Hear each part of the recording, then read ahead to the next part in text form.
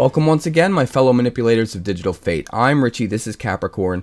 Today's deck is a little different, so everyone's really excited about the imminent release of March of the Machine. It's the grand conclusion to the Phyrexian invasion story arc, and tons of cards have been spoiled lately. And it seems like Phyrexian Tribal is going to be a huge theme in this set, but also it seems like Angel Tribal might be a theme as well. And I thought, why don't we go ahead and take the best of both worlds and create a Phyrexian Angel Tribal hybrid deck so that we can take advantage of Atraxa, who is both creature types to begin with. This deck is called Unification. Before we get into the deck, make sure you like the video so we can help defeat the YouTube algorithm. It is a monster. I've said this many times, but honestly, every single like really helps us. So like, leave a comment, share the video, all that good stuff. Make sure you subscribe, and let's check out the deck. Real quick before we get into it, I just want to remind everybody we have community night every Thursday on Twitch. That's twitch.tv/quarantinecapricorn. We decided last Thursday that from now on, any week where we hit our sub goal on Twitch, that week's community night on Thursday will be a Crack-a-Pack community night. We are one sub away from doing it again this Thursday, so it's possible that every Thursday could be Crack-a-Pack community night as long as we reach our Twitch sub goals. So head on over to twitch.tv/quarantinecapricorn, be a part of it. Whenever it's a Crack-a-Pack community night, it means every time you beat me, you win a pack. Every single time. Physical pack of Magic. It's gonna be wild. Join in on it. So this deck is awesome. The main thing we're trying to do is sort of ramp up to an Atraxa while also playing a really aggressive mid-range strategy with Angel Tribal along the way. So at the top end here, we do have 3 copies of Atraxa Grand Unifier. Now, we can get this out for 7 mana as a 7/7 Flying Vigilance Death Touch lifelink that will essentially refill our hand when we play it. But in this deck in particular, we're able to essentially play Atraxa in what is otherwise sort of a mono-white deck, or at the very least a Selesnya build. And we can get Atraxa out a little bit earlier. It's almost like Atraxa is a 6-drop, and we do that because of our 2 different 2-drop creatures here. So we've got 4 copies of Giada, Font of Hope. Now this is the most obvious inclusion. 2 mana for a 2/2 Flying Vigilance Angel. Each other angel you control enters the battlefield with an additional +1/+1 counter on it, so Atraxa is going to come in even bigger. But also, Giada can tap for 1 white, and you can use it to cast an angel spell. And since Atraxa is an angel, that means effectively once you have Giada on the field, you only really need 6 lands before you can cast Atraxa instead of 7. And I wanted to double down on that consistency by also adding 4 copies of Armored Scrapgorger. This is not an angel, but it is a Phyrexian. For 1 green and 1, comes down as an 0/3. You can tap it for a mana of any color, so again, you can ramp out Atraxa with this. When you tap it, you get to exile a card from a graveyard, which is nice. Put an oil counter on the Scrapgorger. And then once it has 3 or more oil counters, it becomes a 3/3, and it really helps accentuate the aggro that the deck can do. The mid-range, just sort of adding more power on the field for no mana, just kind of comes out of nowhere as more board presence, and that is helpful as well. So we're doing Angels and Phyrexians mixed in what would otherwise be sort of a mono-white shell, and we're able to do this because of a few key lands. We've got 4 Secluded Courtyard.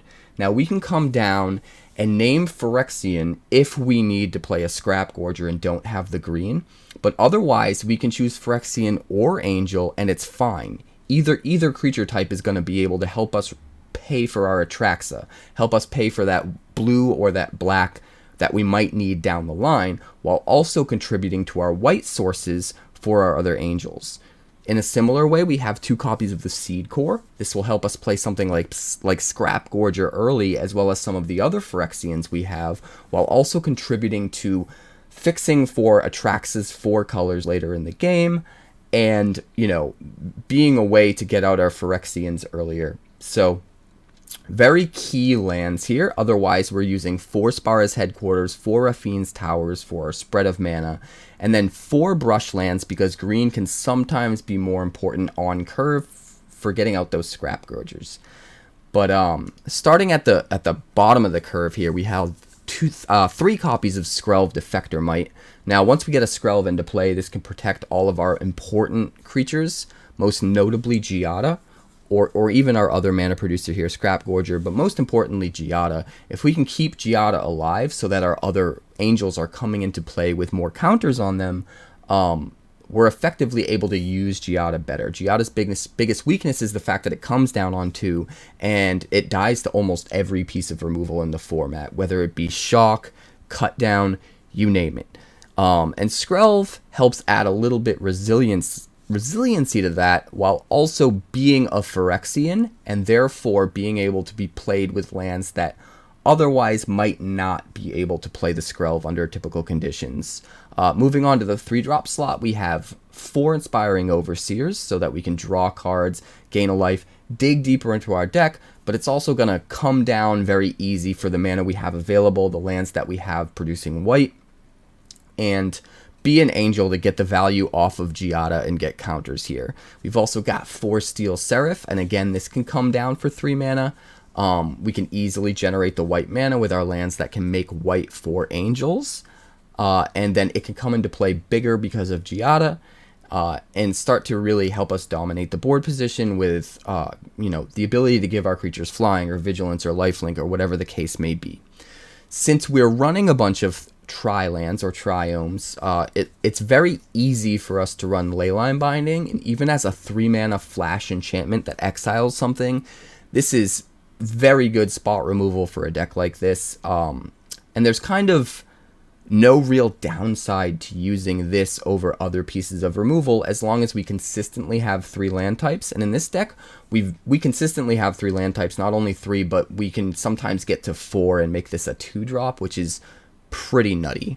Moving on to our 4-drop slot, we have an equal spread of Archangel of Wrath, which we can get the black out of most of our lands, but we can also get the red in some situations out of things like Scrapgorger or Secluded Courtyard. So Archangel of Wrath can sometimes come down and get double kicked, which is very effective on its own, but the fact that it can come down with a bunch of +1/+1 counters from Giada makes it even better in this deck. We've got 3 Serra Paragons. Serra Paragon's really good because we can get back anything they kill in the early game, so even if they do happen to kill our Skrelv so that they can get through to our Giada, kill Giada, if they're out of removal by that point, we can play the Serra Paragon and then just bring Giada back, bring Skrelv back, keep piling on the threats. So it's very easy with Serra Paragon to keep our mana ramping Phyrexians and Angels on the field that are 2-drops so that we can get to Atraxa when we have 6 lands and be able to play it a lot earlier than having to wait for a 7th land. Moving on, we have 1 5-drop, which is Liesa, Forgotten Archangel. This is a legend, so we don't really want too many of this, but if we get the first copy, we're happy to see it. And it's another card that when it comes down, it helps protect our board state. So there's a lot of backups here. Serra Paragon can get back our Giada. Skrelv can protect our Giada. Liesa can protect our Serra Paragon and our Skrelv and our Giada. There's just redundancies upon redundancies to protect our creatures.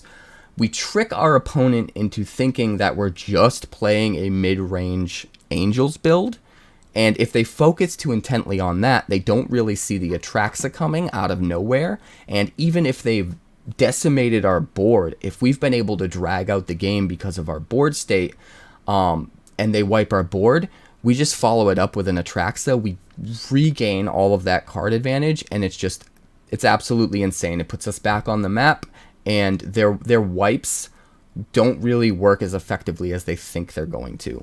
We've also got 2 Sanctuary Warden to also coexist with Atraxa at the top end here because it's an amazing angel. It's going to give us more value, give us the ability to draw more cards and create some tokens, and completely go over the top.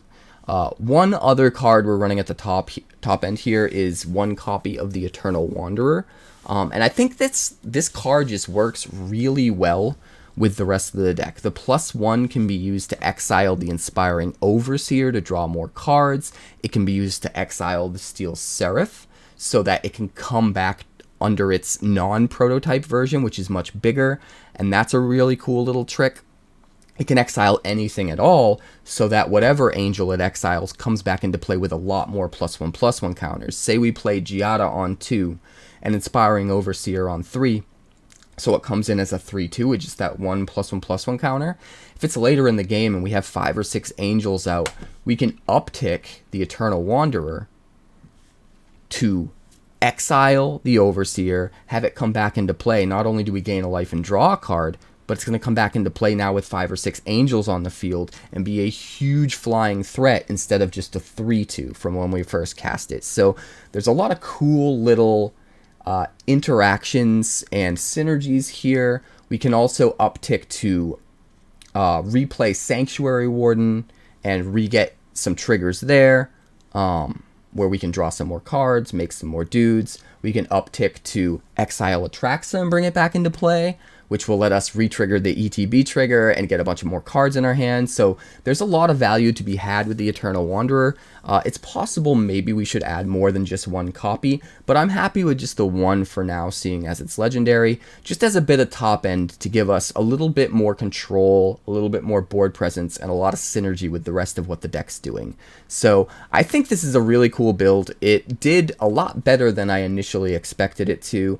It's surprising how well the Secluded Courtyard and the Seedcore kind of synergize with helping us to play our Phyrexians and our Angels, and the ability to kind of name either Phyrexian or Angel depending on the situation with the Courtyard is really, really good. If we absolutely need the green, we name Phyrexian, and then it can still be whatever color we need for Atraxa later in the game. But if we've already got a green source and don't need to name Phyrexian for Scrapgorger, we can just name Angel, and then this can be whatever color we need for whatever Angels, red or black for Archangel of Wrath, whatever color we need for Atraxa later on, the black we need for Liesa, whatever the case may be. So I think the deck's pretty cool. I'm excited to see what we can do with Phyrexian and or Angel Tribal once March of the Machine comes out. Maybe even another brew that includes both. But for now, I think this is a really unique build and really interesting. And the games are pretty awesome. So let's check them out. Alright, this looks pretty good. We've got 2 Giadas here, even though we only have 2 land. Either one of those sticks. And we can ramp into the things we need to cast. Even if they don't, just top decking 1 more land gets us to Overseer, which digs us even deeper into our deck to get to more land. So I think overall we're in a pretty good spot here. Let's see how Yanni Walker feels about it.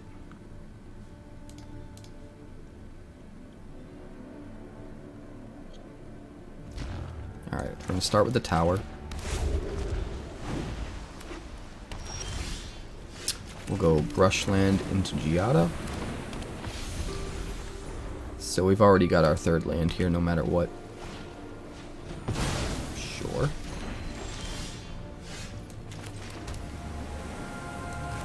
Play another Giada. See if he's got a Brutal Cathar or something. Another Lay Down Arms, okay. Okay. Armored Scrapgorger. Pass the turn.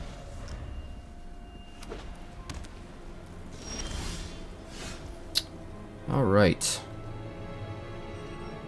I think we just play Liesa. Honestly.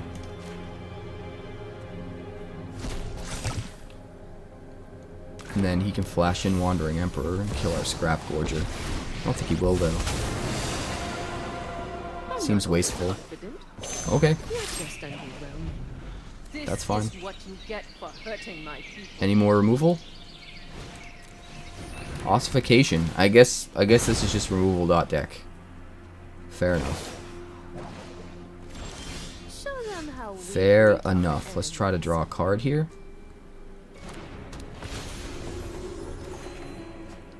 Alright, we got ourselves a Leyline Binding.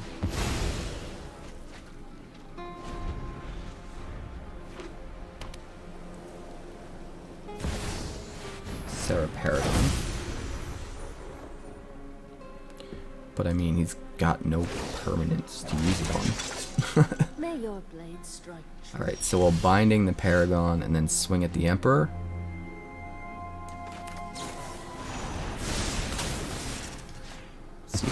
no-brainer. Years of training for this. Alright, Lauren destroys the binding, gets back to Paragon. Makes sense. Come on, land.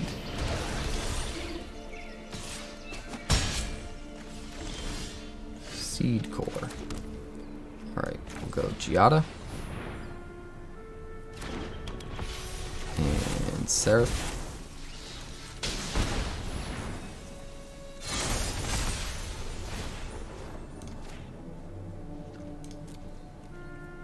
No tax.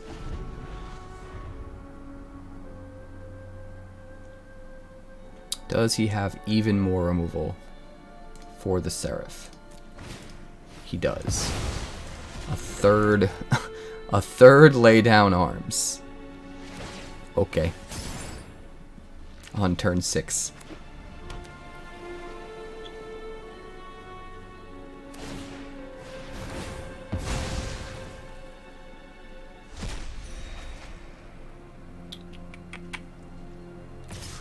But he didn't deal with our Giada. And that's pretty good. No blocks. We'll just take it all. We've got plenty of life. We go to 19.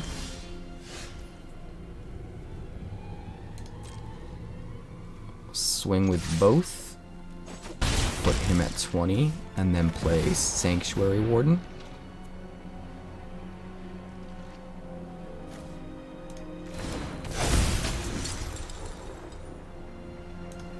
Remove a +1/+1 counter.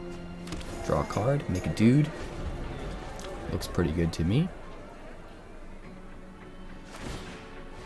Bankbuster is drawing. He's definitely in a position now. If we can get one more land, we can play this Atraxa. Wedding announcement. It's not going to be enough. Not enough. Used up all of your removal in the early game, my friend.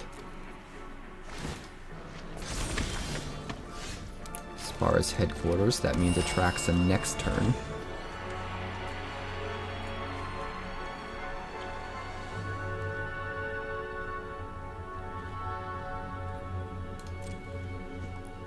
We're gonna swing with the Sanctuary Warden.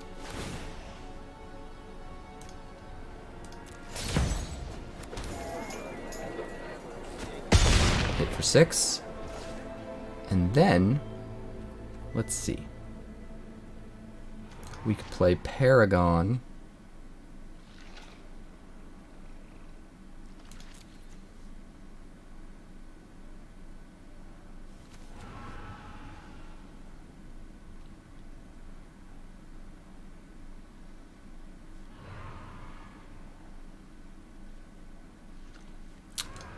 We could play Sanctuary Warden.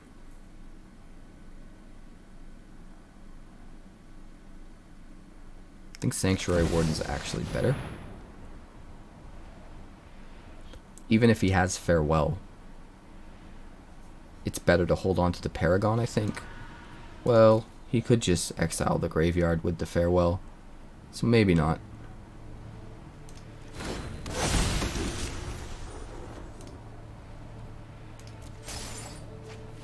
Draw a card, make a dude.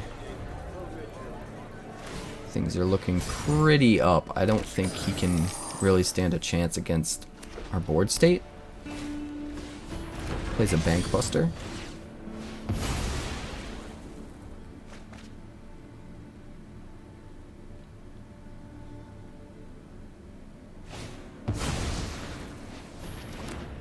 Ossification again. Hits the other Sanctuary Warden. Come in for 3 if he wants to.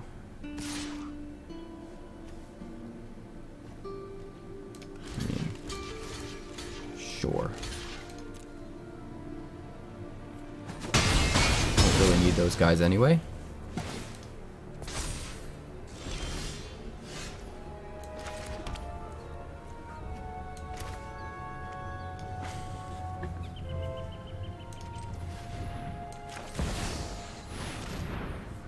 We'll go Atraxa. And we will fill up. Our artifact will be Steel Seraph. Our creature will be Spiring Overseer. Enchantment will be Leyline Binding. Our land will be Raffine's Tower, because we can probably cycle it for card advantage. And then we will also play a Skrelv, because we can.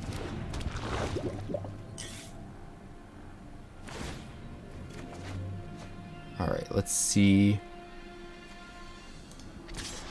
We'll try swinging in here. Draw another card, make another dude. We're going to end up discarding the Secluded Courtyard. Towers we want to cycle if we can.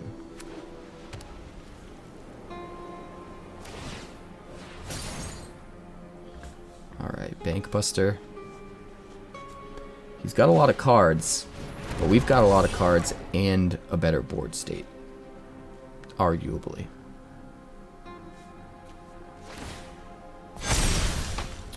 We could even Leyline Tower the Ossification to get back Liesa.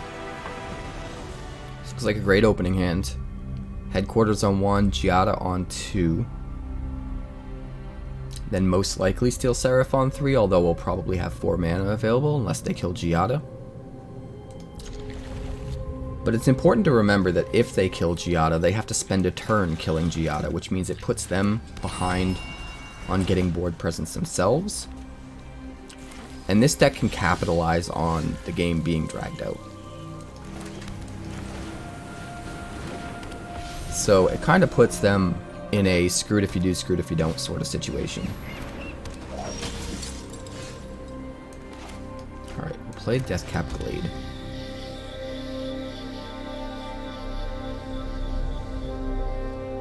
I think we want an Angel. Oh, motherfucker. I wanted to tap the Glade. Something to remember, kiddies. It will always avoid using your pain lands for mana at all costs. Even to the detriment of using up your permanents, which is kind of wild. Alright, so we're gonna do this. And we're gonna do this. And we're gonna do this. We're gonna give it Vigilance. And then we're gonna swing. Alright, let's see what you've got, Soldier Boy. Harbin. Another Valiant Veteran. That's fine. 5, we're at 6. We can go Angel here since we've got green.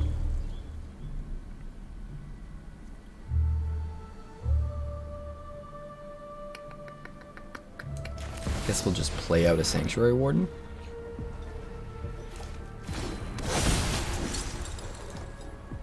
Get rid of 1/1/1 counter. Because it's fine.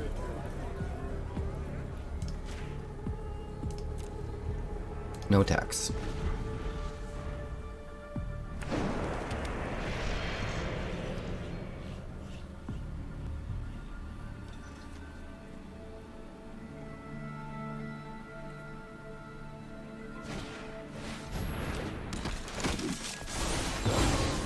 Oof, brutal. Brutal.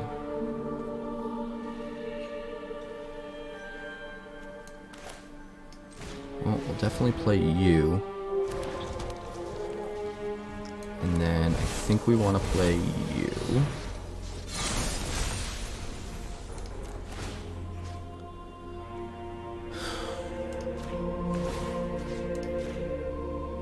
And we're going to take a bit of a chance here. We're going to offer up a trade with Harbin. If he doesn't take it, we go up to 24 and he's down to 10. That's a good position to be in. If he does take it, he's got no flyers.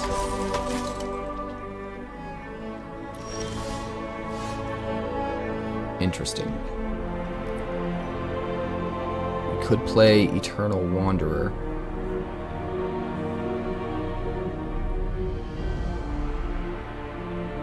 force him to keep just a Valiant Veteran.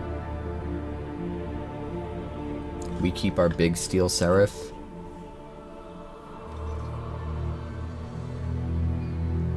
We've got Giada to replace Giada.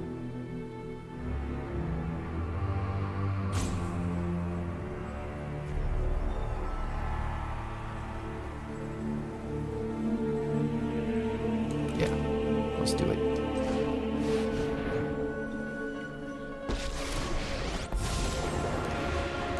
-4. I've made it just in time. You live because I allow it. You can have Valiant Veteran. And that's it. And he scoops. Haha. I don't think we can keep this. 2 tap lands. No 2-drops. No 3rd land, no 2-drop. Just a Skrelv isn't going to cut it. And we're on the play. Yeah, we have to mulligan. This is better. Still not good. But we'll keep it. We'll toss back the Archangel. Makes everything in our hand cost 3. With the exception of Giada, which costs 2. So if we get lucky and top deck an untapped land, we can play Giada this turn. There it is. And then no matter what a 3rd land meant, we could play everything else in our hand the following turn. Ossification. Makes sense. So we are going to Leyline Binding, the Ossification. Give me back my Giada.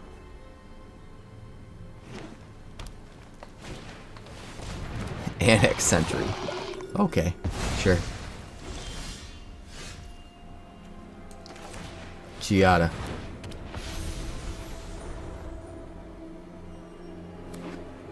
So now we're just in a position where he can't sweep the board or we just get a Giada back, which is kind of nice.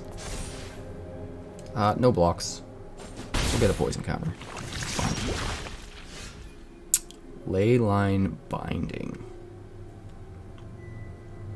It is tempting to Binding the Slaughter Singer.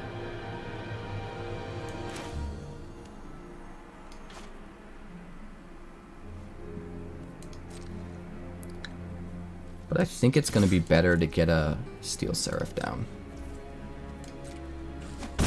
So we'll put you at 18. And we'll use Giada for white.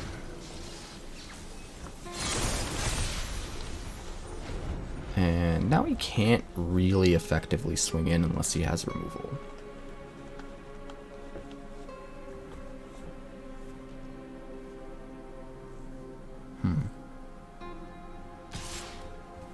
He's still gonna try. Okay, he's coming in with both. Well, we're gonna do this. Yeah, pump. Make him waste his removal at least. His tricks. It's fine. We go up to 2. I think we're just gonna do it again.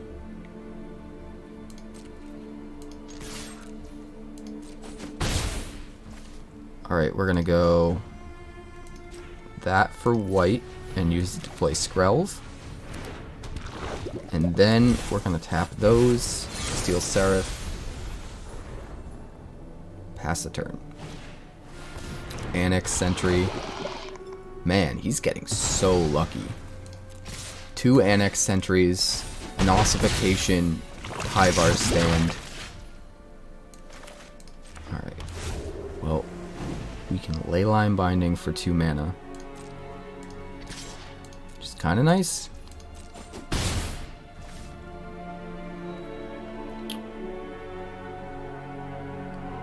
End the turn.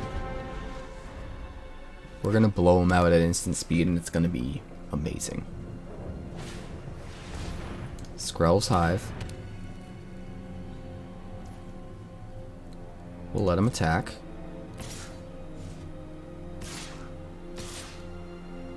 He's not going to swing at the 2/2.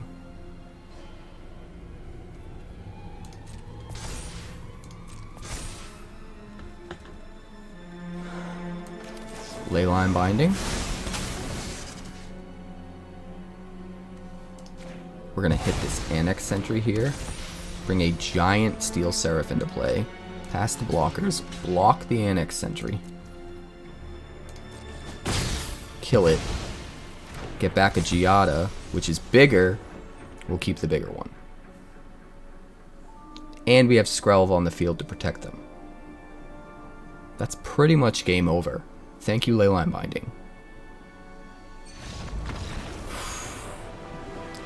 Brutal, man.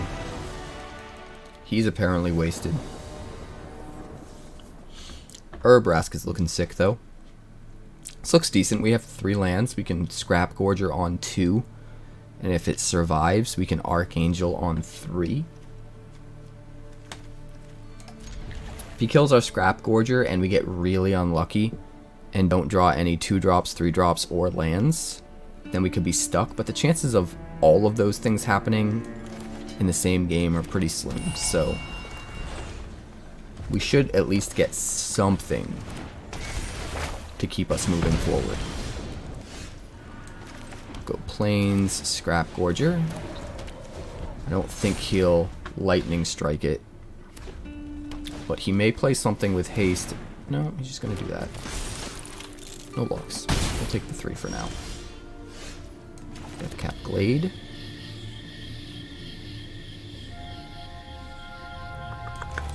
We'll just do this. It's not perfect, but it does create a situation. I think if we get the opportunity, we're going to block the Etching rather than the Feldon.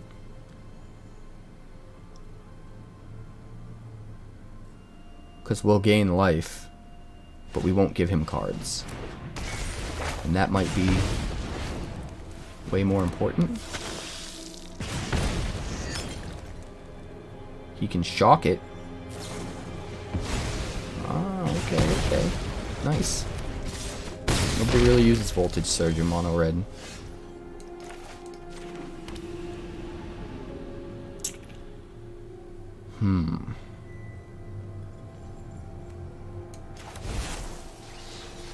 Well, I guess we just play Steel Seraph then, huh? Does not matter. Alright. He's kind of running out of gas, so we should be able to block effectively. We will let Feldon through.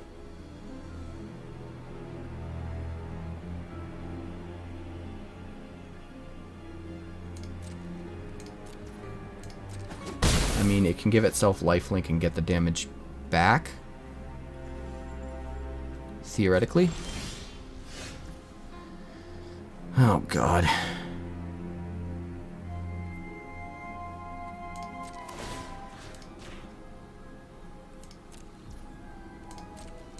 Alright, we'll swing 3. We'll go back up to 9. We'll play another Scrapgorger.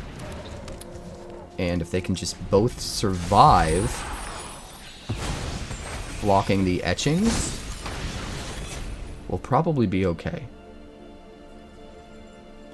That'll give us 6 next turn for Eternal Wanderer. And at that point it should be game.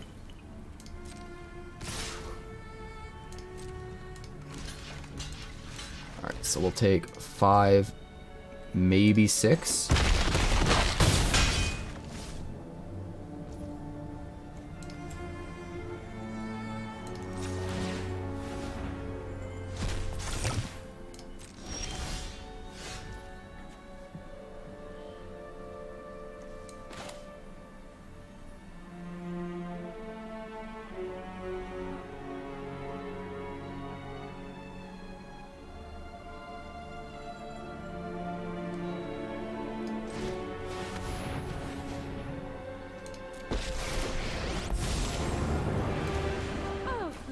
Business.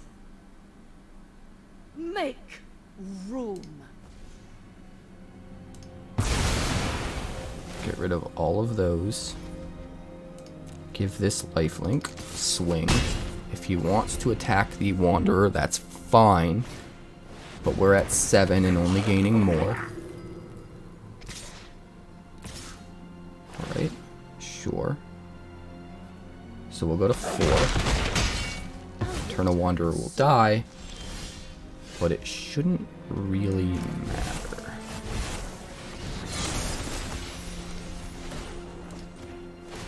Because we'll give this Steel Seraph both lifelink and vigilance, so we can swing in, get back up to 7, and then have both as blockers. Unless he gets really lucky with his top deck here, I think that's enough to stabilize us.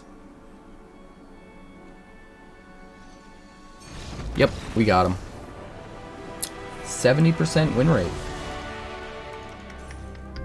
2 Paragons, 2 Leyline Bindings, 1 Skrelv, and 2 lands. Effectively, the Leyline Bindings are going to be 5 mana spells. I don't think we can keep this. This is not much better, but it's keepable. So we'll put one back. We're going to name Phyrexian for one of these courtyards for sure. So that we can play Skrelv on turn 1 off of it, and then Scrapgorger on turn 2. The other one we're going to have to name Angel. That way, between the Scrapgorger and the Angel land, we'll have the 2 white for Steel Seraph.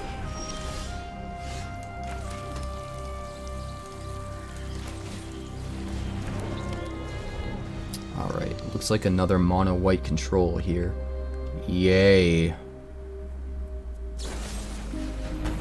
Fateful Absence. Okay, that puts us in a little bit of a rough position. But we top deck the plains, so we're good. We play our Steel Seraph. See if he still has removal. Doesn't look like it. Seedcore. I think our best bet here is to just... what's in our yard? Just a Scrapgorger? Yeah. Just play another Seraph. And give this one both abilities. Because why not? Swing 3. We have so much vigilance now that even if he gets to 4, his Wandering Emperor isn't going to be very effective.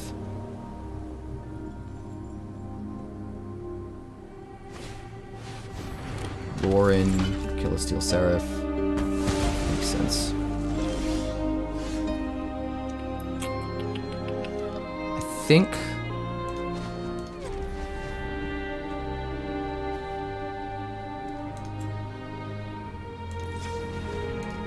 we're going to crack this and hope we hit one of our 2-drops. No dice. I would rather swing with lifelink here, I think.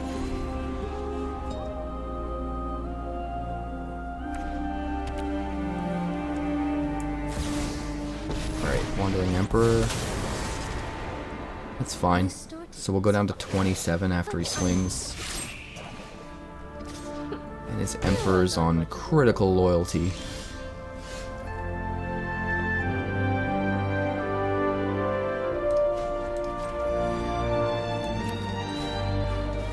Play the Overseer here. So no matter what, we can swing in and kill the Emperor with it next turn. Unless he drops a flyer. If he uses removal on it, that's potentially his final piece of removal. And it will be safe to play the Paragon out. Start bringing everything back from the yard.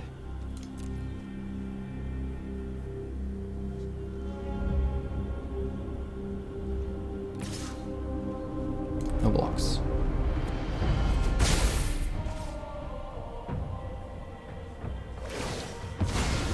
Okay, he's got another Emperor in hand, and he knows we can just kill it. Maybe he doesn't have another Emperor in hand, he just knows we can kill it.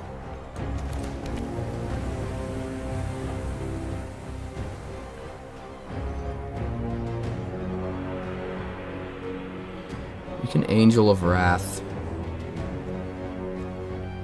and kill something. I honestly think the Samurai might be best. He could also just play Liesa, but he could kill Liesa. I think it's safest to do this.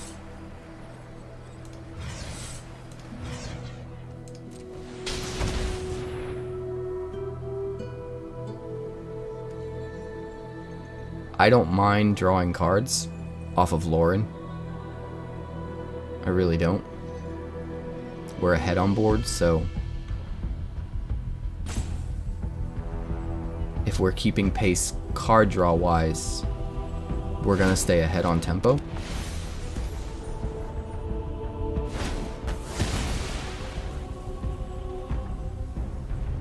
And we will swing it.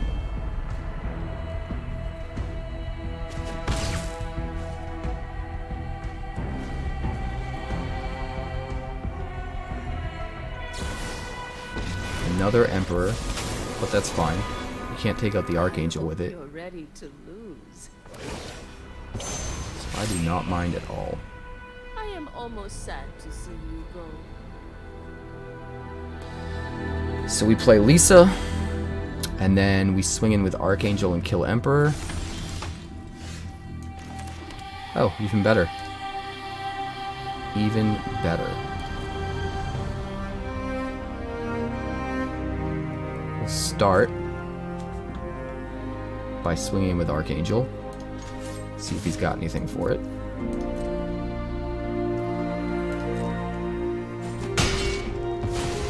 He might have a farewell.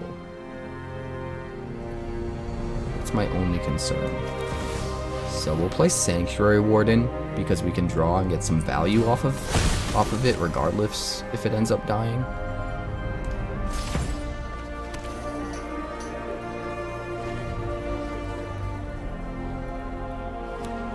Farewell would be problematic, and there's a good chance he's playing it. Interesting. Interesting choice for the laydown arms. Can't really swing in. Ossification. We can binding the ossification.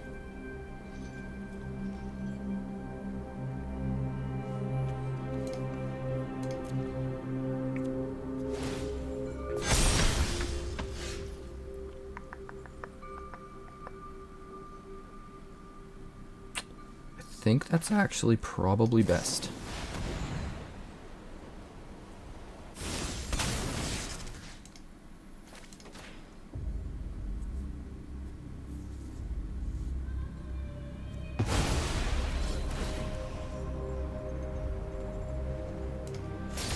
Draw another card, make another dork. No attacks. We are 1 mana away from Atraxa, so we probably play the Scrapgorger next turn. Maybe we even go Serra Paragon and then play Scrapgorger from the yard to conserve our hand.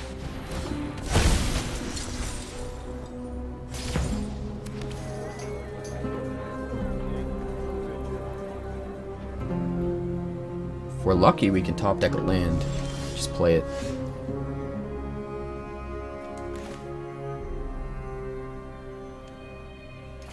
Alright. We'll go Serra Paragon. Scrapgorger.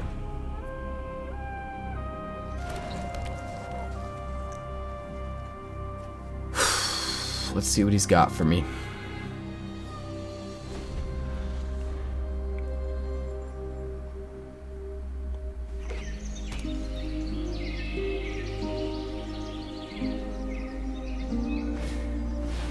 Eternal Wanderer. He can leave us with a token and keep his Sanctuary Warden. Oh, nope, he's just going to make a double striker. I am completely fine with that.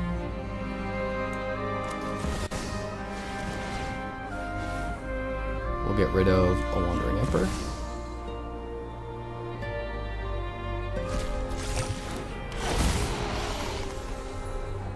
Alright. We need our own Eternal Wanderer. Leyline Binding would be awesome.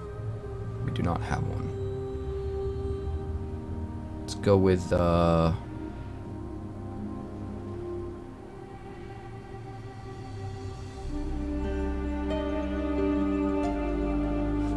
of these. I guess Tower. Difficult decision here on what creature to grab. Kinda want Giada so I can start making everything big. We have another Atraxa in hand.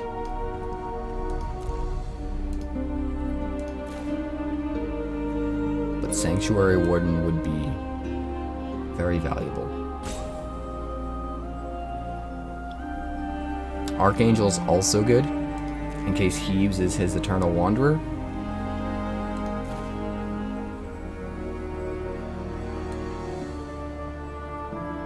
I think that's probably the best card in case he ultimates.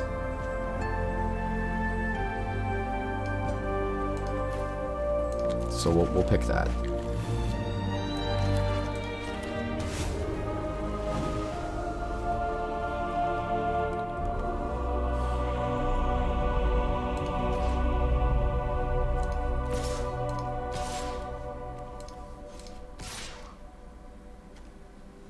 Wait, why do you have to... Oh, can only be attacked by one creature. Got you.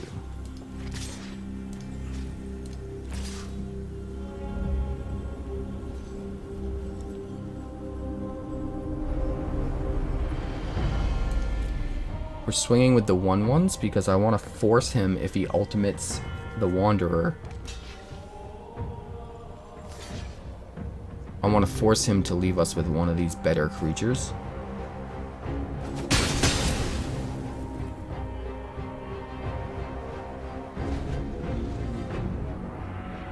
And if he doesn't ultimate the Wanderer, we are next turn.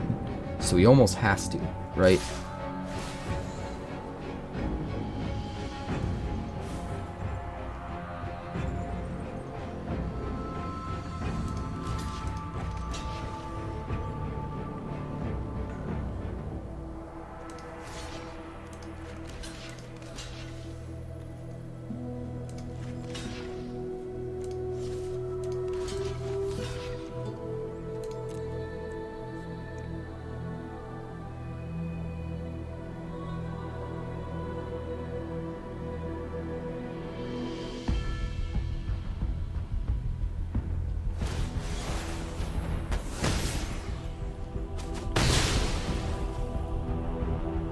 Kind of weird.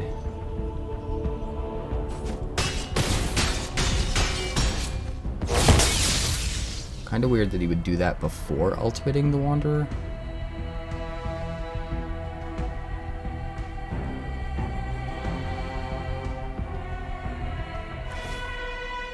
But sure.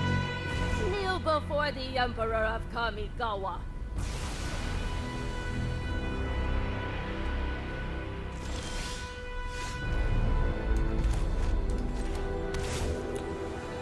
Alright, that gives us 8 mana.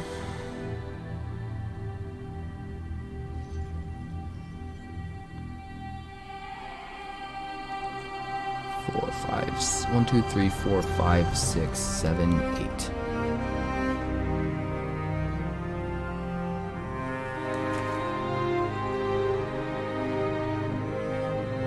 So we'll do this.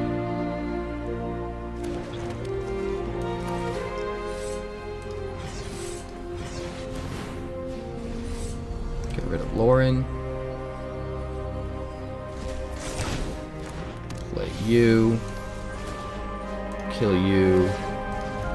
Hit you for 2. We'll gain 4. Yeah, we win. It wouldn't even matter if he cracked back with the Warden. Next turn we followed up with our own Eternal Wanderer. You made it to the end of the video, and if you did, I appreciate you, so comment below saying keep them coming. And I'll heart those comments because I appreciate everyone that stays to the end of my videos, and I will keep them coming. We're going to drop deck techs every day this week. Looking forward to the new set where we'll have plenty more coming as well. We'll see you next time. Thanks so much for checking out my channel. We're working hard to get to 2,000 subscribers now because we blew right past 1,000. So make sure you like and subscribe. Also, if you'd like more magic deck techs, that's somewhere over there. And if you'd like to see what else the channel's been up to lately, that's somewhere over there. Also, subscribe, circle below, do all the things.